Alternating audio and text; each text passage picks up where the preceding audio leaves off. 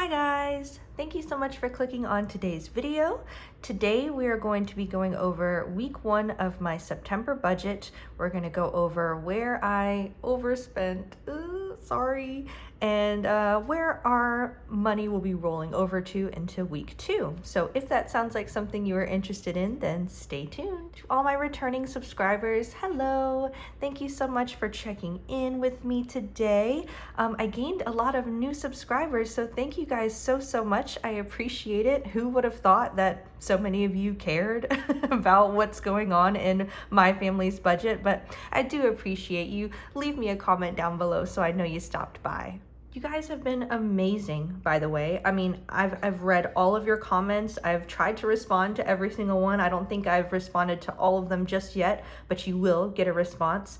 I love the amazing feedback. I like how some of you have given me tips and pointers on how you would budget things differently. It's all very much appreciated. That's why I love this community so much, because just because this is how I would do it doesn't necessarily mean it's how you would do it. And there's no right or wrong way. It's really interesting to hear different perspectives and see how we can budget things in the most effective way that works for our family, our spending habits, our saving habits, things like that. So thank you guys so much for all of the lovely comments. I really appreciate you. And if you're thinking about subscribing, you should do it. Do it, because we have lots of fun over here. This is really just a channel about me holding myself and my family accountable as we plan to get out of debt.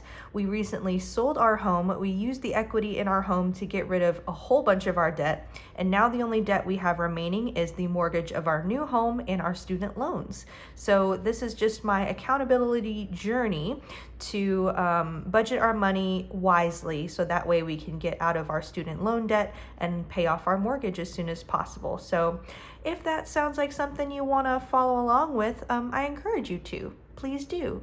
Hit the like button and subscribe and all that fun stuff. Thank you. It's getting serious now, guys. Like, I'm getting a lot of subscribers now. I'm getting really intimidated. I feel like I need to come up with a better intro or something. I don't know, since it's getting serious. Whatever. Anyway, I want to check in with week 1 of September's budget, show you how things did or did not go according to plan. So let's get into it. So I already showed you guys some of my actuals in terms of the income when I went over my September budget, because I got those numbers already. But my husband got his paycheck, I got my paycheck, and then I paid myself from a craft fair that I did last week. And I take 25% of my income for a little baking side hustle that I do. I usually make custom orders like cookies and cakes for birthday parties and weddings and baby showers, that sort of thing. But a week ago, I did participate in a craft fair where we set up tables and we just sold different things that we make. A friend of mine, she sold jewelry, and another friend of mine sold her artwork. And I just set up a table for some cupcakes. So it wasn't a very successful vendor fair, but I was able to pay myself $44.96, 25% of my total earnings there. So can't get too mad at it. So our total income for week 1 was $6,864.66. All of the stuff that came out, all the bills rather. So we had daycare come out, $325. My mortgage payment did not come out, which I'm thinking it's because of the Labor Day weekend that it didn't come out. So this is how much our new mortgage payment is. And so I rolled over our mortgage payment into week 2, and I'll show you what that looks like here in a minute. But since it didn't come out, I had to write 0 in actual. We paid for our trash pickup and our water bill. And so our total bills is $388.70, which leaves us with $6,475.96. So then the next category we have is expenses.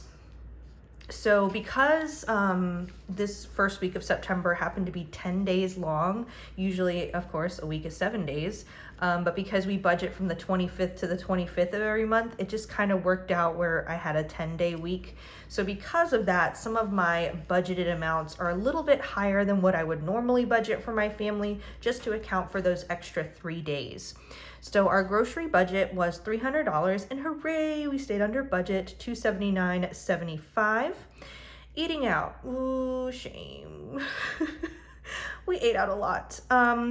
So first of all, when we first started on August 25th, my husband wanted to take the family out for a nice family dinner, which we haven't done in a while.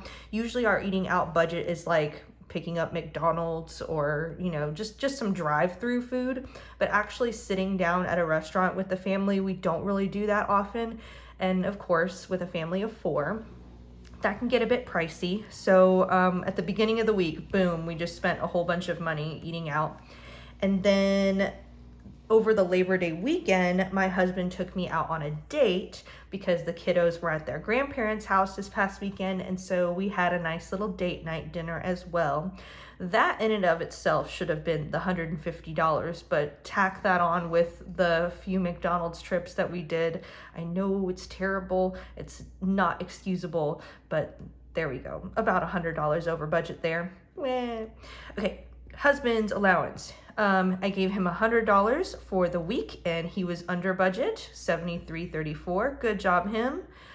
But me. Yeah, I overspent like a lot.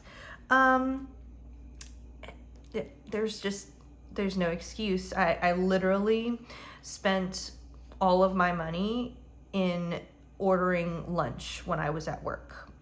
And when you order DoorDash, there's all these fees and stuff that come with it, and then they charge you a lot more than the actual restaurant would normally charge you. So a normal, $11, $12 meal ordered through DoorDash ended up being like $24, which is terrible. Anyway, times that by 5 days of the work week, I was just irresponsible. I need to do better. I really, really do. Bad Emmy. Okay, moving on. We were under budget in terms of gas and transportation. This is a category I don't really care if we're over or under budget, because we need gas. There's nothing you can do about it. But it's just a good thing for me to track, just so I kind of have a general idea of how much I need to budget for in the upcoming weeks. So my husband and I both drive SUVs, and so it does cost a little bit more for us to fill up our tanks. So I thought a normal fill up would be around $60. So each one of us filling up once this week would be $120. But gas prices were a little more forgiving. It ended up being around $50-something each. So that's why we were under budget there. And then as far as our different sinking funds, I didn't really budget for us to spend anything, because these are our variable sinking funds, things that we aren't really anticipating spending out of, but they happen every now and then. If it was an annual sinking fund, something like someone's birthday party coming up or Christmas coming up, those are things that I know are going to happen, and so I can plan for accordingly. But how was I supposed to know that my son's shoes broke and he needed to buy some new shoes? How was I supposed to know that when I went to go get my car's oil change that it also needed a new filter? And anyway, one thing leads to another with these things, huh? So anyway, all of this was not really budgeted for, but we did spend a lot out of our sinking funds. And although it looks terrible, although it looks awful, and I really feel bad about spending it, honestly, it's what the sinking funds are there for. I have to kind of tell myself, like, that's why I'm saving money in these accounts. It's to be spent. So anyway, we spent $145.94 in clothes. That was for my son's broken shoes. It was for a new pair of shoes for my husband. And then I got my daughter some new pajamas because she has outgrown absolutely everything. Again, car maintenance, I got my oil changed, and my car also needed a new filter. So it was a little bit pricey, in my opinion, for what they did, but hey ho. My cat, we had to buy his new prescription cat food, and we usually buy that like as a huge bag, and it lasts us throughout the whole month. But because it is a prescription cat food, it is a little bit more expensive, so $60.44. And then health. We spent a lot out of our health sinking fund. My daughter got pink eye this week, so we had to pay a doctor copay. We had to pay for the medication for the pink eye. And my husband caught COVID. So we had to buy COVID tests for not just him, but for the whole family, just to make sure we were all okay and he was ready to go back to work whenever he was feeling better, and our kids could still go to school and I could still go to work. Anyway, but COVID tests, what used to be free, like I remember them being free. Were they not free? They were free. They're not free anymore. They're like $24 for a pack of 2, something like that. Yeah, and so 2 of those for a family of 4, it adds up. It really does. So anyway, the unbudgeted sinking funds, that was $437.74, but I do have money in my different variable sinking fund accounts to pay for this. I have to keep telling myself that, but as of right now, it's coming out of our rolling budget. The total expenses that we spent, yes, was $1,311.49, which is a lot. So that leaves us with $5,164.47. Savings. So we have a Wells Fargo Save and Go account. It's not anything we signed up for. It's just something that happened when we signed up for a checking account. Basically, anytime a direct payment, an automatic payment comes out of your checking account, or anytime you swipe your debit card, Wells Fargo takes a percentage of that and then automatically moves it every day to your bank account, your savings bank account rather. So normally we don't spend too much from our Wells Fargo checking account. Most of our spending is done on our American Express credit card, and then that gets paid off immediately at the end of the week, so that way we don't have a rolling balance.